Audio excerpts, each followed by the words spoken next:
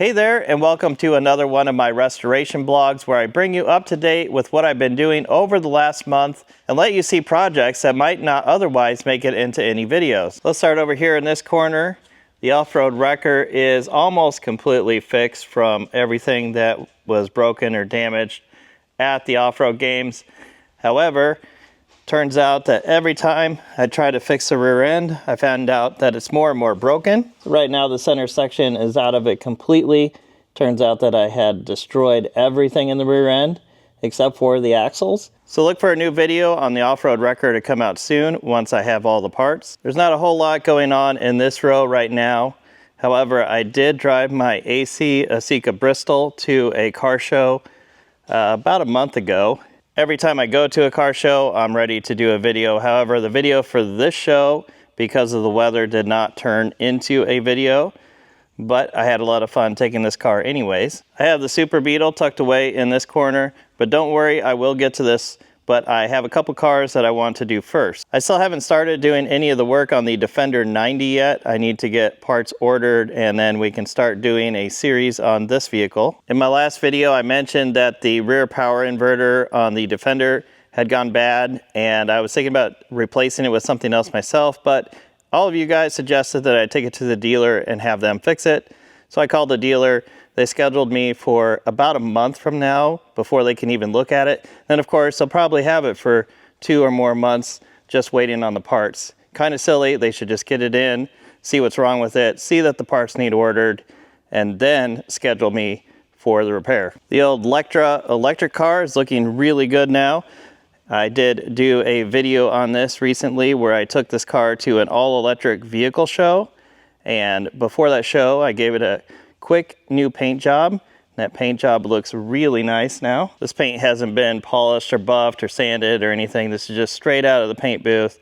There's still scratches and things in it from before, but this is a huge improvement from what it was before. I've decided to move up some of the prep on my vintage race cars. So the Elva, the Datsun 280Z, and the Triumph TR4 are all going to have preparation videos coming out soon. Initially, I thought about only concentrating on the Triumph, but I've decided to get the other two ready for this year as well. And I finally got my Lotus Elise out. It's been a long time. I took the top off of it so that I could drive it with the top off.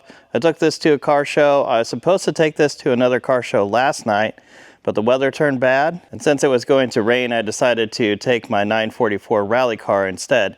This car, I found out when I was stuck in traffic, there's a huge line to get into the show. The car did start to overheat, just like it did in Rallycross. So now I know that the problems are not completely solved on this car. I do have a coolant problem, whether that's thermostat, radiator, or the electric fan. I did hear the electric fan kick on, so I'm not sure why this car is overheating right now, but that's another project that I needed to look at soon. I'm getting ready to head out to the Austin Healey Conclave.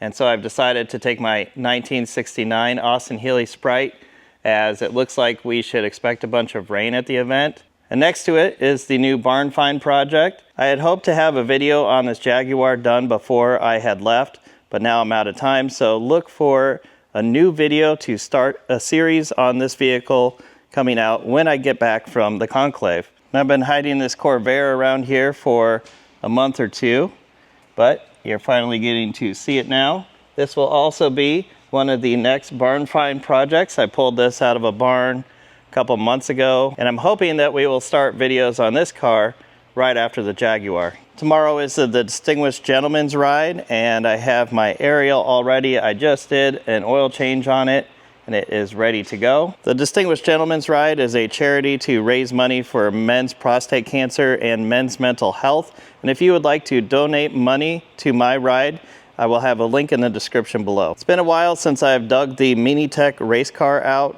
This is another one of the Ken Grazing projects that I'm doing.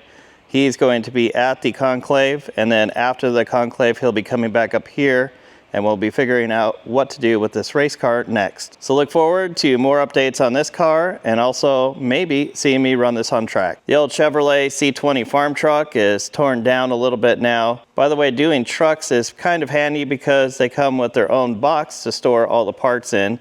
So I like to get the chassis and the cab done and then concentrate on the box. That way you can just store all the parts that you need in the back of the box until you're ready for it. There's quite a bit of rust in the rocker panels. Doors are smashed in. So this is basically going to get brand new sheet metal, probably from LMC Truck. So watch for this to be a quick little project. I haven't done an update on the Lotus Europa in a while, and this is going to be moved out in about a week, and then I'll be able to get progress done on the Europa. So look for the next restoration blog where some changes should have happened on the Lotus. The body for the Bronco is now in the paint booth, and there is some color on it now.